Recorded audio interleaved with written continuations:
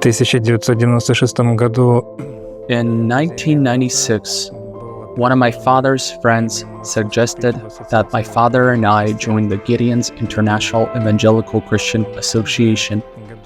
That same year, we received a membership in this organization. Membership in this organization expanded the opportunities for spreading the Word of God in various places in our region. Initially, our service was limited to regular visits to ordinary educational institutions. This was schools where we distributed the Gideons Bibles and also had the opportunity to preach to these young people about Christ and the Word of God. Over time, the opportunity to spread the gospel began to increase. From visiting regular schools, we started visiting boarding schools in our region, as well as military units in our region. In 2002, I arrived to serve my sentence at Vinnitsa Prison No. 1. It turned out that the people I was with in the cell began to show interest in the Word of God. I had the opportunity to tell those people about God and to share how God had changed my life, and I began to tell them that God could do the same in their lives. There were different situations. In the beginning, there was a man in the cell who did not want to hear about the Word of God at all. At one point, when I was holding the Bible in my hands, this man just snatched the book from me and threw it on the floor. I picked up the book and continued reading. This went on for about 6 months. I prayed for this man and understood it was not myself who could change a person's life, but God. In half a year, I opened the Bible as usual and began reading. This man stood up, started pacing the cell, then suddenly stopped in front of me, fell to his knees, and began to cry, saying he wanted to have what I had. I told him, "No problem.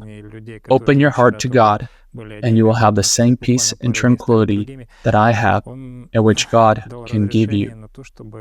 Over time, I met Christian ministers who began visiting Vinnitsa Prison No. 1. Sometime later, with the permission of the prison authorities, we, the life-sentenced prisoners, were allowed to conduct services there, initially twice a week in the presence of clergymen from outside. During these services, we studied the Word of God and prayed. Sometime later, the prison superintendent saw that. He found it hard to understand what was going on in the lives of people who changed overnight.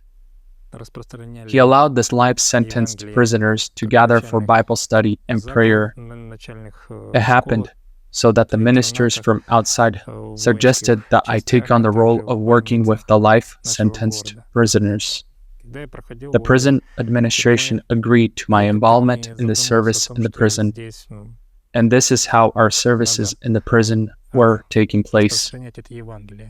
As I mentioned earlier, while serving in the Gideons International Association, we distributed the Gideons Bibles in elementary schools, boarding schools, military units, and hospitals in our city. Although I initially had no desire to visit the prison to spread the gospel, the tragedy that occurred with my relatives changed my life and my perspective on those serving sentences in these places of deprivation of liberty. At first, our ministry of distributing the Gideons Bibles was essentially my father visiting the prison, where he distributed the Bibles himself. I then had the opportunity to spread the gospel to the people I was with. People read, asked questions, many listened, and some made the decision to dedicate their lives to God.